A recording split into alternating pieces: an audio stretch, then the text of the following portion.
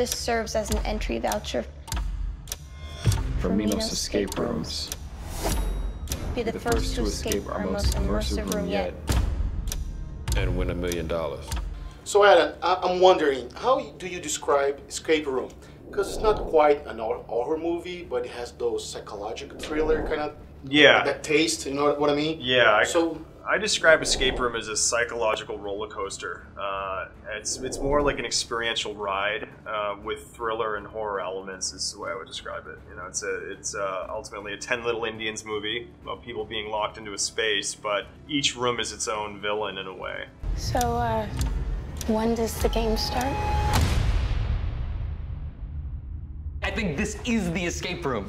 And this is obviously made for a franchise, I'm assuming, right? So do you already have like a pitch or an idea for the next one? Or it's one of those cases, let's see how this goes and maybe we do another one, or it's a done deal, we're gonna have more? I think you always hope, but you don't get too, I think you stay humble and you hope that audiences respond to it, but you don't get too far ahead of it and stuff. I'd love to tell you I know what the next 10 movies are gonna be, but right now it's just you try to tell a good initial story, and then hopefully if people are leaning in and want to see another one, that that'll reveal itself. So how do we get out of here?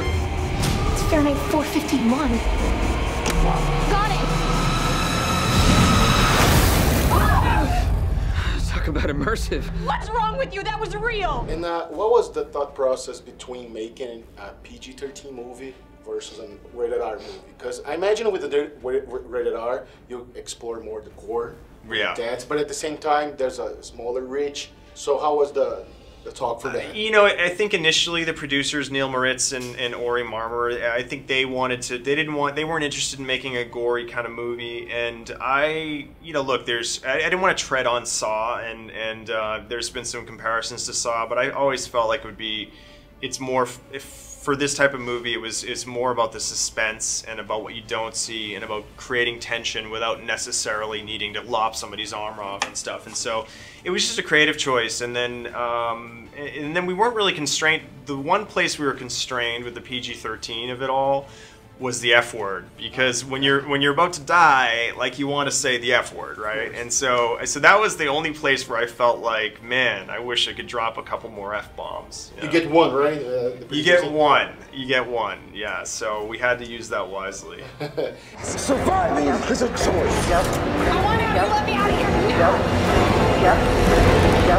And are you ready for Comic-Con? Because you're about to surprise like thousands of fans. How are you feeling right now? I feel good. I feel really excited. I hear Brazilian fans are the best in the world, and last night at dinner they were just telling me about how passionate they are, and that's why we make these movies, and I think you want that sort of interaction with the fan base, and so that's what we live for, so I'm really delighted to be here. I have to wrap it up here, but I've watched the movie. It's very fun.